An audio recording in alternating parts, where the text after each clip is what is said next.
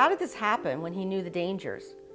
But he did, and he couldn't stop now. He craved it every day, all day, and sadly, he still struggles with it today. Donna Bartlett has read this letter countless times to lawmakers across this country, hoping for change. There were so many signs, but I did not see them because I did not know what to look for.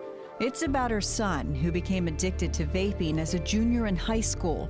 He went from a straight-A student and star athlete to struggling with school and having respiratory issues. I don't want to ever have to see another parent go through seeing their son or daughter gasping for breath on a field that they used to dominate. Bartlett had no idea her son was taking used vape pens out of trash cans or bathroom stalls at school and rigging ways to recharge them. It's been illegal since 2019 for any retailer to sell any tobacco product to anyone under 21. That law includes e-cigarettes, also known as vapes. A lot of the kids are getting them illegally. I mean, you can go online and buy stuff. The simple question on the computer says, "Are you over 21?" Sure, I'll click yes. They're not going to know one way or the other, right? Bartlett is right. We were able to get through easy age verification questions on multiple websites that sell vapes.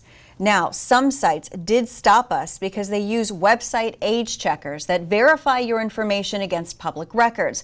But not every site does this. Some online vape sellers never even asked our age. Within seconds, we had our carts loaded and ready to pay. But what we found on social media was even more alarming.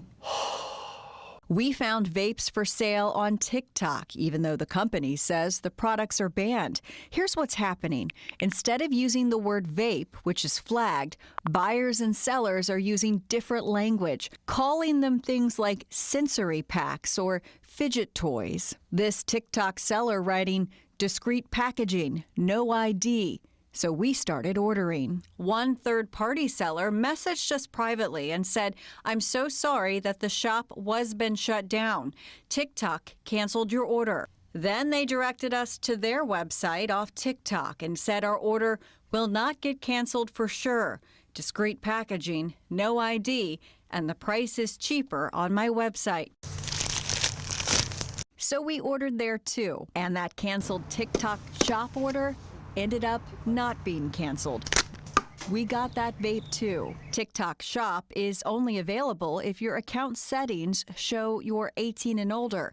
After we showed TikTok what we bought, a company spokesperson told us, "We strictly prohibit these products for sale on TikTok Shop and have banned the sellers offering the identified products. The shops we bought from are gone." According to the Centers for Disease Control, more than 1.6 million middle and high school students across the nation are using e-cigarettes. Do we have an e-cigarette problem in this country when it comes to kids? Yeah, we have a significant problem. We know that there is a significant number of kids at the high school level that have the products. We know that there are a lot of middle school aged kids that have the products. And unfortunately, we're also getting products shipped to us out of the elementary schools. These boxes arrive almost daily to Dr. Michelle Peace's forensics lab at Virginia Commonwealth University. So get a box, it's got 30 or 40 products in it. They're filled with vapes confiscated from students. The student's grade level, how did the student acquire the device? At schools across Virginia. Once you have something that is that small, once you have something that is that thin, right, that could be a highlighter pen. That can be in the string of a hoodie. She has one of the only forensics labs in the country that's collecting vapes directly from school systems to test them. The instrument generates data in real time for us. In 10 years, she and her students have analyzed more than 4,000 products. Last fall, for example, 85% of the samples they tested contained nicotine. 15% had THC. There are some school systems that have told us that they think that as much as 40 to 50% of their students are vaping. She also says the amount of nicotine they're finding in the vapes does not always match the amount listed on the label. It's often twice as much. We're probably still 10 to 20 years away from understanding what the long-term impacts are to the human body. Dr. Peace says she often goes online as a secret shopper to see how easy it is to get around age verification. In the early days, in order for me to purchase something online, I had to hold my driver's license up next to my face, take a selfie with that, and then send them to finish the purchase. Now you just have to put in your birth date, and that can be fake. Could someone lie? Oh, yes, absolutely. In California, Dr. Eric Lees and his team have been studying why it's so easy for teens to get vapes. Suspected an issue, but stunning, the scale of it. His team bought 156 flavored vape products online. 105 vapes were delivered to their homes. Only one buyer had their ID scanned. It's illegal for retailers to mail vapes through the U.S. Postal Service or other major carriers like FedEx or UPS. The regulations themselves, I would say, are pretty strong. Some of them come with steep penalties. The issue more that I see is that we aren't doing enough to enforce them. USPS delivered 81% of the vapes ordered by the researchers. This is also how the vapes we bought online were delivered to us, through USPS.